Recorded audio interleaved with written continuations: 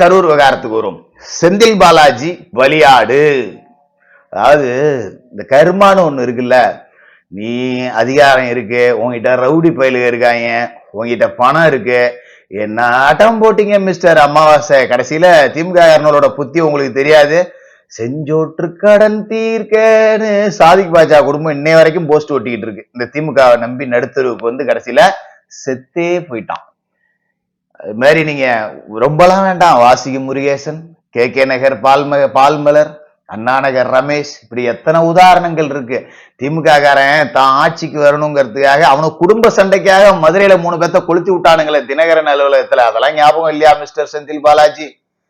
நீதான் பெரிய ஆளுன்னு இந்த குடும்பம் தான் அப்படியே தமிழ்நாட்டையே வந்து தாங்க போகுதுன்னு சொல்லி அப்படியே இல்லாத சீனெல்லாம் போட்டியே. கடைசியில உன்னை காட்டி கொடுக்கிற முடிவுக்கு வந்துட்டாங்க இந்த கூட்டம். நீதான் பலியாடு. இப்ப கொடுமையோட உச்சம் என்னன்னா, இந்த கரூர் விவகாரத்துல மருத்துவர்களை எல்லாத்தையும் அஜய் ரஸ்தோகி அவர்கள் விசாரணைக்கு உட்படுத்தும் போது இந்த அமைச்சர்கள் சொன்ன மாதிரி 7 டேபிள் 8 டேபிள்லாம் அங்க இல்ல, இருந்ததே 2 டேபிள் தான். ரெண்டாவது, நம்ம சௌரியத்துக்கு டேபிள் கொண்டாந்தெல்லாம் போட முடியாது. நீங்க போஸ்ட்மார்ட்டம் பண்ண இடத்துக்கு போயிருக்கீங்களான்னு தெரியல, நான் போயிருக்கேன், எனக்கு தெரியும். சும்மா ஒரு டேபிளை கொண்டாந்து இப்படி குறுக்க போட்டு அது மேல பாடியை போட்டுலாம் இருக்க முடியாது. ஒரு போஸ்ட்மார்ட்டம் பண்ணணும் அப்படின்னா அதை சுத்தி இருக்கிற டேபிள் பாத்தீங்கன்னா அந்த பக்கம் இந்த பக்கம் எல்லாமே வாட்டர் லைன் இருக்கும். இந்த பாடியை கட் பண்றோம் பாத்தீங்களா, அதுல இருந்து வெளியில போற சில ஆர்கன்ஸ் எல்லாம் எடுத்து வைப்பாங்க டெஸ்ட்டுக்காக. இந்த மரணம் எதனால் நிகழ்ந்தது அப்படின்னு சொல்றதுக்கு சில தேவையான ஆர்கன்ஸ் அப்படிங்கிறதும் சேமிக்கப்படும். ஒரு 9 பாட்டில் 13 பாட்டில் அப்படின்னு சேமிச்சு வைப்பாங்க.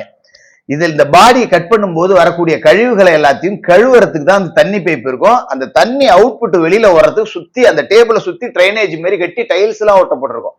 சும்மா மர டேபிளை தூக்கிட்டு வந்து போட்டு இருக்கிறதெல்லாம் கிடையாது. நைட்டோட நைட்டா 8 டேபிள கொண்டாந்து போட்டு பைப் லைன் எல்லாம் செட் பண்ணி டைல்ஸ் எல்லாம் போட்டு முடிச்சிருவீங்களா என்ன? அப்படி எல்லாம் போட முடியாது. 2 டேபிள் தான் இருந்திருக்கு.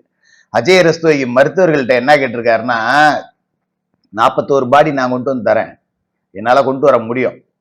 நீதிமன்றத்துக்கிட்ட அனுமதி வாங்கி 41 பாடி ஜிஹெச்ல போஸ்ட்மார்ட்டம் பண்ண வேண்டியதெல்லாம் இருக்கும், தமிழகம் முழுக்க கொண்டு வந்து தரேன். இந்த 2 டேபிள்ல வச்சு 11 மணில இருந்து 4 மணிக்குள்ள நீங்க 41 பாடியை போஸ்ட்மார்ட்டம் பண்ணி என் கண்ணு முன்னாடி காட்டுங்கன்னு கேட்டிருக்காரு. அப்படியே டாக்டருங்க எல்லாம் தலைய தொங்க போட்டுட்டு உக்காந்துருக்கானுங்க. என்ன பதில் சொல்றது அப்படின்னே தெரியாம. அப்ப இந்த போஸ்ட்மார்ட்டத்துல 100% சந்தேகம் இருக்கு அப்படிங்கறத அஜய் ரஸ்தோகி அவர்கள் தீர்க்கமா முடிவு பண்ணிட்டார். அது உண்மையும் கூட. மருத்துவர்களால பதில் சொல்லவே முடியல. 2 டேபிள வச்சுட்டு 41 பாடியை நீங்க எப்படி போஸ்ட்மார்ட்டம் பண்ணுவீங்க? ஏன்னா சும்மா மூஞ்சில ஒரு கத்தியை போட்டு கிழிச்சு அப்படியே துணியை போட்டு கட்டி கொடுக்கறதா? ஆதாரங்கள்லாம் நிரூபிக்கிறது இல்ல.